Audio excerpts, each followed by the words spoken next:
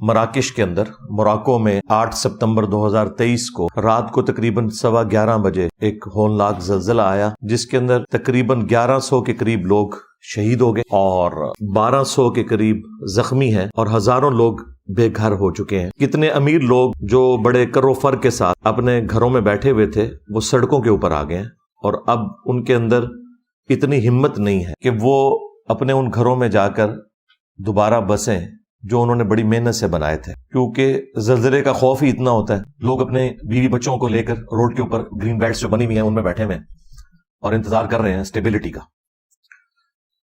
اس طرح کے جو ارتھ کوئکس ہوتے ہیں پوری دنیا کے اندر وقتاً فوقتاً آتے رہتے ہیں، اور یہ اللہ تعالیٰ کی طرف سے ایک الارم ہوتا ہے باقی انسانیت کے لیے۔ ویسے تو روزانہ 1 گھنٹے میں 6000 لوگ مرتے ہیں، 24 گھنٹوں میں تقریباً 1.5 لاکھ۔ یہ نارمل جو ڈیتھ کی ریشو ہے نا، وہ اتنے لوگ تو دنیا سے جاتے ہی جاتے ہیں، 1.5 لاکھ لوگ 24 گھنٹے کے اندر۔ لیکن جب ایک بلک میں کہیں پر ڈیتھ ہو تو وہ زیادہ نمایاں ہو جاتی ہے اور باقی لوگوں کے لیے ڈیٹرس بن جاتی ہے۔ گھر میں ایک شخص کی موت اس گھر اور اس محلے کے لیے ایک عبرت ہے۔ ایک محلے میں کوئی عبرت ناک ڈیتھ کا کوئی واقعہ جس میں 1 سے زیادہ لوگ مر جائیں، وہ ایک سٹی کے لیے ڈیٹرس بن جاتی ہے موت کے حوالے سے۔ اور ایک شہر کے اندر آنے والی آفت ایک صوبے کے لیے، اور ایک صوبے میں آنے والی آفت ایک ملک کے لیے، اور ملکی لیول کے اوپر جو آفت آتی ہے جو عموماً اس طرح رپورٹ ہوتی ہیں، وہ پوری دنیا کے لیے ایک ڈیٹرس ہوتی ہیں کہ موت کی تیاری کر لو۔ باقی جو لوگ پوچھتے ہیں کہ جی اس میں معصوم بچے بھی مر جاتے ہیں، جانور مر جاتے ہیں، ان کا کیا قصور ہے؟ قصور والی تو بات ہی نہیں ہے۔ قصور ہو یا نہ ہو، ہر شخص نے، ہر ذی روح نے، ہر جان نے دنیا سے جانا ہے۔ اب یہ اللہ کی مرضی ہے کہ کوئی شخص نیچرل ڈیتھ مرے، کوئی ڈیزاسٹر کے اندر مر جائے، کوئی پانی میں ڈوب کے مر جائے، کوئی ایئر کریش میں مر جائے، کوئی ہارٹ فیلئر سے مر جائے۔ یہ اللہ تعالیٰ کا فیصلہ ہے کہ کس کی قبر جو ہے وہ سمندر کی گہرائی میں بننی ہے، کس کی ہواؤں میں بننی ہے، کس کی شیر کے پیٹ میں بننی ہے۔ بہرحال دنیا سے ایگزٹ ہر انسان کا ہے۔ کل نفس ذائقۃ الموت، یہ یونیورسل ٹروتھ قرآن میں کئی جگہ بیان ہوا ہے۔ ہر جان کو موت کا ذائقہ چکھنا ہے، یہ ایک اٹل حقیقت ہے، یہاں تک کہ کوئی نبی بھی دنیا میں زندہ کبھی باقی نہیں رہا۔ تو اس طرح کے جو واقعات ہیں وہ ڈیٹرس ہوتے ہیں باقی لوگوں کے لیے بھی کہ اپنی موت کی تیاری کر لی جائے۔ باقی ظاہر ہے کہ ایک تکلیف دہ کیفیت ہوتی ہے، ہم بھی دعا کر دیتے ہوتے ہیں۔ قرآن میں بھی حکم ہے سورۃ الحشر میں، ربنا اغفر لنا ولاخواننا الذین سبقونا بالایمان۔ اہل ایمان کی نشانی ہے کہ وہ دعا کرتے ہیں اللہ کے حضور کہ اے اللہ ہمیں بھی بخش دے، اور ہم سے پہلے جتنے ایمان کی حالت میں لوگ دنیا سے گئے ہیں انہیں بھی بخش دے۔ تو یہ اہل ایمان کی نشانی ہے کہ وہ فوت شدگان کے لیے دعا کرتے ہیں۔ اور نماز جنازہ کی دعا تو اتنی جنرل ہے جو ہمیں عام حالت میں بھی کرنی چاہیے، اس میں تمام لوگوں کے لیے دعائیں ہیں، بلکہ زندہ لوگوں کے لیے تو زیادہ دعائیں ہیں۔ اس سانحہ میں جو لوگ شہید ہوئے ہم ان کے لیے بھی دعا کرتے ہیں، اللہم اغفر لحینا ومیتنا وشاہدنا وغائبنا وصغیرنا وکبیرنا وذکرنا وانثانا، اللہم من احییتہ منا فاحیہ علی الاسلام ومن توفیتہ منا فتوفہ علی الایمان، آمین۔ باقی جو دنیا سے گئے ہیں ان کے لیے تو صحیح بخاری اور صحیح مسلم کے اندر حدیث موجود ہے کہ اللہ کے محبوب صلی اللہ علیہ وآلہ وسلم نے فرمایا کہ 5 طرح کے لوگ اللہ کے حضور شہید لکھے جاتے ہیں۔ نمبر 1، طاعون کے مرض میں مرنے والا شخص۔ نمبر 2، پیٹ درد کے ساتھ، اس تکلیف کے ساتھ جو شخص مرتا ہے۔ نمبر 3، کسی دیوار کے نیچے دب کے، کسی بلڈنگ میں دب کے، جس طرح کہ یہ زلزلہ کے کیس میں ہوتا ہے۔ نمبر 4، پانی میں ڈوب کر مرنے والا شخص۔ اور نمبر 5، اللہ کی راہ میں جو شہید ہو جائے قتال کرتے ہوئے۔ تو یہ 5 طرح کے شہداء ہیں۔ ایک اور حدیث ہے ابو داؤد کے اندر، سنن نسائی کے اندر، اس میں نبی علیہ السلام نے ذکر کیا کہ جو آگ میں جل کے مر جاتا ہے وہ بھی اللہ کے حضور شہید لکھا جاتا ہے۔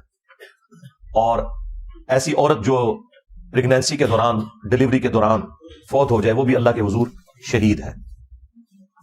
باقی جو زخمی ہیں ان کے لیے وہ حدیث ہے صحیح بخاری اور صحیح مسلم دونوں کے اندر یہ حدیث موجود ہے کہ مسلمان کو کوئی بھی دکھ، درد، اندیشہ، تکلیف پہنچتی ہے، حتیٰ کہ اس کے پاؤں میں کوئی کانٹا بھی چبھ جائے تو اللہ تعالیٰ اس کے بدلے میں اس کے گناہ معاف فرما دیتا ہے.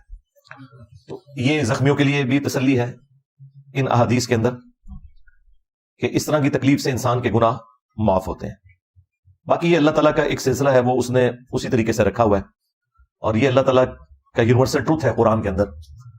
وَلَنَبْلُوَنَّكُمْ بِشَيْءٍ مِّنَ الْخَوْفِ وَالْجُوعِ وَنَقْصٍ مِّنَ الْأَمْوَالِ وَالْأَنفُسِ وَالثَّمَرَاتِ، ہم ضرور بالضرور آزمائیں گے تمہیں، خوف کے ساتھ، بھوک کے ساتھ، جان اور مال میں نقصان کے ذریعے.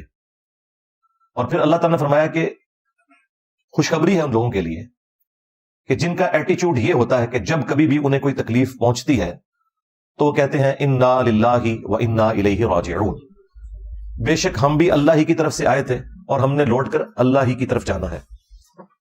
یہ دعا وہ پڑھتے ہیں، یہ ان کا کلمہ ہوتا ہے تکلیف میں، دکھ میں، درد میں. اچھا، اب اس دعا کا تکلیف کے ساتھ کیا لینا دینا؟ وہ اس طرح کہ انا للہ و انا الیہ راجعون، بے شک ہم بھی اللہ کی طرف سے آئے تھے اور ہم نے لوٹ کر اللہ ہی کے پاس جانا ہے. مراد یہ کہ ہم پہ اگر کوئی تکلیف بھی آئی ہے نا تو یہ بھی اللہ کی طرف سے آئی ہے، اور سب سے بڑی چیز یہ ہے کہ ہم نے خود بھی لوٹ کر اللہ کے پاس پہنچ ہی جانا ہے. تو یہ جو تکلیف آئی ہے نا، اس تکلیف نے بھی ایک نہ ایک دن ختم ہو جانا ہے. اس دن تو لازمی ختم ہو جانا ہے جس دن کہ ہمیں خود موت آ جائے. اگر کوئی شخص کینسر کی لا علاج بیماری میں مبتلا ہے تو جس دن اسے موت آئے گی اس دن اس کی تکلیف بھی گئی. تو تکلیف کو بھی موت آنی ہے. جب انسان نے خود نہیں رہنا تو تکلیف کیسے رہ سکتی ہے ہمیشہ؟ لیکن خوش نصیب ہیں وہ لوگ جو اپنی موت سے پہلے پہلے اپنے رب کو راضی کر لیتے ہیں اور اپنی آخرت کی ہمیشہ کی زندگی کی تیاری کر لیتے ہیں. ان کے لیے تو یہ موت کا دروازہ ایک گیٹ ہے ہمیشہ کی کامیابیوں کا، نعمتوں کا، اپنے رب کے حضور پڑوس حاصل کرنے کا، اس کے دیدار کا. اللہم اجعلنا منہم مع النبیین والصدیقین والشہداء والصالحین. اچھا، قرآن میں تو اتنی دعا رپورٹ ہوئی ہے. صحیح مسلم میں ایک حدیث ہے جس میں اس کے اگلے الفاظ بھی ہیں.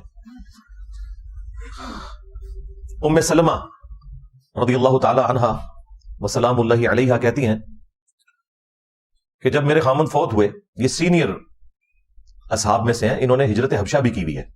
ہجرت مدینہ تو بعد میں آئی ہے، جو اسلام کی پہلی ہجرت ہے وہ ہجرت حبشہ ہے.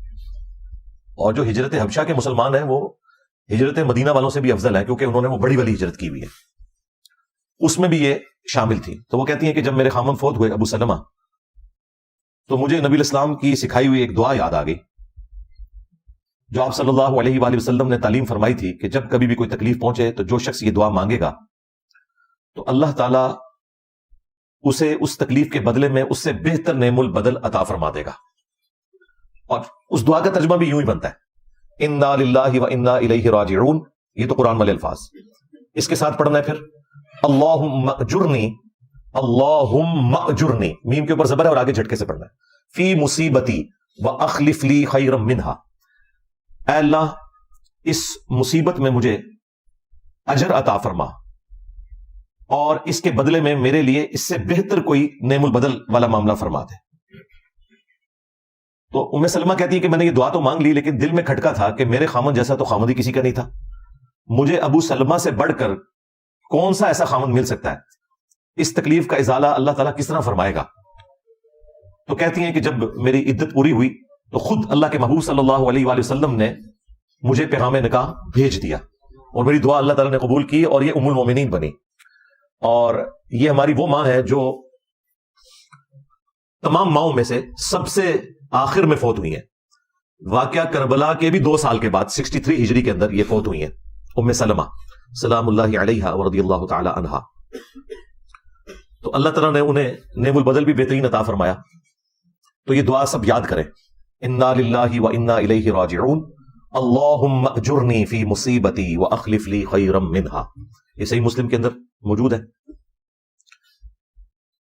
اور یہ دعا حرز جاں بنا لیں. روزانہ کوئی نہ کوئی آپ کو اس طرح کی خبر ملتی ہے. کبھی کوئی بچہ گر جاتا ہے، کسی کا ایکسیڈنٹ ہو جاتا ہے اور کوئی تکلیف گھر میں آ جاتی ہے، تو یہ دعا ہر وقت یاد رکھیں. پہلی چیز جو اپنی زبان سے نکالیں وہ یہ دعا ہے تاکہ اللہ تعالیٰ اس کا نعم البدل بہتر عطا فرمائے. اور دعا مومن کے پاس اتنا بڑا ہتھیار ہے کہ اس سے بڑا کوئی ہتھیار نہیں ہے. جامعہ ترمذی کے اندر اور مسند احمد کے اندر اور مشکات میں بھی یہ حدیث موجود ہے کہ جو شخص یہ چاہتا ہے کہ اللہ تعالیٰ مصیبت اور پریشانی میں اس کی دعا قبول کرے تو اسے چاہیے کہ جب آسودگی اس کے اوپر ہو، جب وہ خوشحال ہو، ان دنوں میں بھی اللہ سے مانگا کرے. تو جب مصیبت آئے گی تو اللہ تعالیٰ اس کی دعا قبول کرے گا، اور یہ لاجیکلی سمجھ بھی آتی ہے بات. پھر جامع ترمذی میں اور مسند احمد میں یہ حدیث موجود ہے، مشکات کے اندر بھی، کہ مسلمان کی دعا کبھی بھی رد نہیں جاتی. 3 طرح سے ہوتی ہے، یا تو جو کچھ مانگا وہ تمہیں دے دیا جائے گا، یا اس کے بدلے میں کوئی تمہاری تکلیف دور کر دی جائے گی، یا پھر وہ دعا سٹور کر کے رکھ دی جائے گی، قیامت کے دن اللہ تعالیٰ اس کے بدلے نیکیاں عطا فرمائے گا. یعنی دعا رد ہوتی نہیں ہے. صحابہ کرام علیہم رضوان نے جب یہ اللہ کے محبوب صلی اللہ علیہ وآلہ وسلم سے یہ بات سنی تو انہوں نے کہا یا رسول اللہ، پھر ہم تو اللہ تعالیٰ سے بہت زیادہ دعائیں کیا کریں گے، کیونکہ جب یہ رد ہی نہیں ہونی، یہ وہ عبادت ہے جو ہر حال میں قبول ہونی ہے. یا تو جو مانگا وہ مل جائے گا، یا اس کے بہتر کوئی تکلیف دور کر دی جائے گی اس کے بدلے میں، یا پھر قیامت کے دن اس کا اجر مل جائے گا، نیکیاں مل جائیں گی. لیکن دعا کا ایک پروٹوکول ہے، وہ جامع ترمذی کے اندر حدیث موجود ہے، مشکات کے اندر بھی ہے، کہ نبی علیہ السلام نے فرمایا کہ جو شخص اللہ تعالیٰ کا ذکر اور درود شریف پڑھ کے متوجہ ہوتا ہے اللہ کی طرف، اللہ تعالیٰ اسے محروم نہیں لوٹاتا. یہ دعا کا پروٹوکول ہے کہ پہلے اللہ کی حمد کی جائے، پھر درود شریف، پھر دعائیں. اور آپ دیکھ لیں جب ہم نماز میں تشہد میں بیٹھتے ہیں تو پہلے اللہ کی حمد کرتے ہیں، پھر درود شریف، اور پھر دعائیں آتی ہیں. یہ وہی ترتیب ہے. تو دعا سے اپنے آپ کو کبھی بھی بے نیاز نہیں کرنا چاہیے. باقی اس طرح کے جو واقعات ہیں یہ انسان کو جھنجھوڑتے ہیں کہ وہ اپنی موت کی تیاری کرے. موت وہ حقیقت ہے کہ جس کا انکار وہ لوگ بھی نہیں کرتے جو خدا کا انکار کرتے ہیں. یہ اتنی بڑی حقیقت ہے کہ اس کا انکار ممکن نہیں ہے. لہٰذا اس قسم کے واقعات پہ صرف کف افسوس ملنے کی بجائے انسان کو گاڈ اورینٹڈ ہونا چاہیے، اللہ تعالیٰ کی طرف متوجہ ہونا چاہیے. اور یہ موت کا مقصد بھی اللہ تعالیٰ نے قرآن میں اسی لیے بیان کر دیا، الذی خلق الموت والحیات لیبلوکم ایکم احسن عملا. اللہ تعالیٰ نے زندگی اور موت کو اس لیے پیدا کیا، یعنی یہ جو نظام ہے کہ زندگی کے بعد موت آتی ہے، ایک آپ کو ٹائم دیا جاتا ہے اس لیے کہ تاکہ وہ جانچے تم میں سے کون اچھے اعمال کرتا ہے. یہ اس نے جانچنا ہے. کل نفس ذائقۃ الموت، تم میں سے ہر جان کو موت کا مزہ چکھنا ہے. وَنَبْلُوكُمْ بِالشَّرِّ وَالْخَيْرِ فِتْنَةً، اور ہم شر کے ذریعے اور خیر کے ذریعے تمہیں آزماتے ہیں. وَإِلَيْنَا تُرْجَعُونَ، اور تمہیں لوٹ کر بھی ہمارے پاس آنا ہے. تو موت کے ساتھ اللہ تعالیٰ نے کہا کہ دنیا میں جو ہم یہ شر اور خیر کا سسٹم ہم نے جاری کیا ہے، اس کے ذریعے تمہاری آزمائش ہوتی ہے، الٹیمیٹلی تم ہمارے تک پہنچو گے. پھر سورہ السجدہ میں اللہ تعالیٰ نے فرمایا کہ ہم دنیا کی زندگی میں بھی تمہیں تھوڑا بہت عذاب یعنی تکلیف دیں گے تاکہ تم ہماری طرف پلٹ آؤ.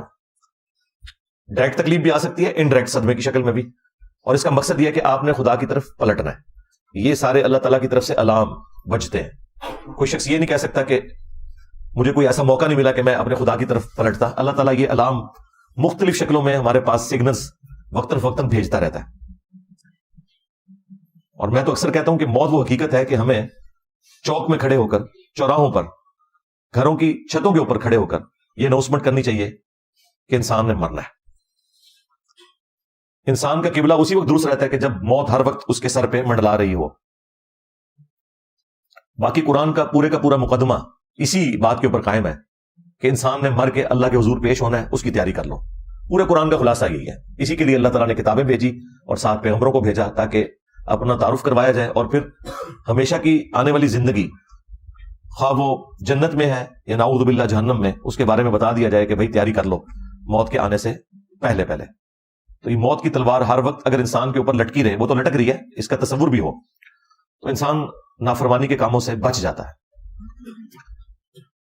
اللہ تعالیٰ نے سورۃ المومنون میں بھی فرمایا افحسبتم انما خلقناکم عبثا وانکم الینا لا ترجعون، کیا تم نے یہ گمان کیا کہ ہم نے تمہیں ویسے ہی پیدا کر دیا ہے اور تمہیں لوٹ کر ہمارے پاس نہیں آنا؟ یہ تو اللہ تعالیٰ نے معاملہ ایسا رکھا ہے کہ دنیا میں اگر کوئی چیز نہیں بھولی جانی چاہیے تو وہ انسان کی موت ہے، کہ اسے مر کر اپنے رب کے حضور پیش ہونا.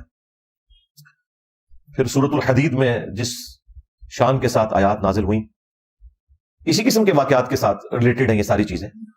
الم یأن للذین آمنوا ان تخشع قلوبهم لذکر اللہ وما نزل من الحق، کیا لوگوں پر ایسا وقت نہیں آیا کہ ان کے دل جھک جائیں اللہ کی یاد کی طرف اور اس الحق قرآن کی طرف جو ان کے رب کی طرف سے نازل ہوا؟ یعنی کتنا جھنجھوڑنے کا انداز ہے کہ کیا ابھی بھی وہ وقت نہیں آیا؟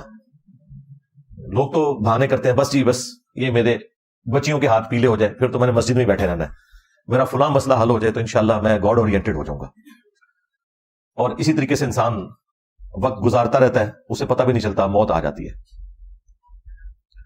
اس کا ثبوت یہ ہے کہ آپ کے ساتھ جتنے لوگ مر رہے ہیں آپ ان کے اوپر غور و تفکر کریں تو آپ کو پتا چلے گا کہ وہ اسی نارمل زندگی سے ہی اچک لیے گئے ہیں. یہ نہیں ہوا کہ پہلے انہیں کوئی ٹیلی فون کال آئی ہے یا کوئی ٹیکسٹ میسج آیا کہ بھائی اتنے دن رہ گئے تیاری کر لو تو وہ پھر بالکل ٹھیک ہو گیا. نہیں، اچانک ہی اٹھائے جاتے ہیں.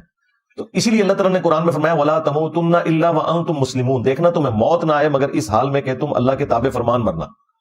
یعنی ہر وقت تابع فرمان رہو گے تو ہی تمہیں پھر موت اچھی حالت میں آ سکتی ہے، کیونکہ آپ جو زندگی گزار رہے ہیں اسی میں سے آپ کو اچک لیا جائے گا. کیونکہ پلان تو کوئی نہیں ہونا کہ بھئی اتنے دنوں بعد، اتنے مہینوں بعد، اتنے ہفتوں بعد آپ کو اٹھایا جائے گا لہٰذا اپنی تیاری شروع کر دیں. نہیں، یہ چلتے پھرتے ہی آپ کو اٹھا لیا جاتا ہے. میرے اپنے کئی کلاس فیلوز جو یونیورسٹی میں تھے، کالج میں تھے، اسکول میں تھے، کب کے فوت ہو چکے، اور بالکل چلتے پھرتے یہ نہیں ہے کہ کوئی ایکسیڈنٹ میں مر گیا، نہیں، نیچرل ڈیتھ بھی مرے.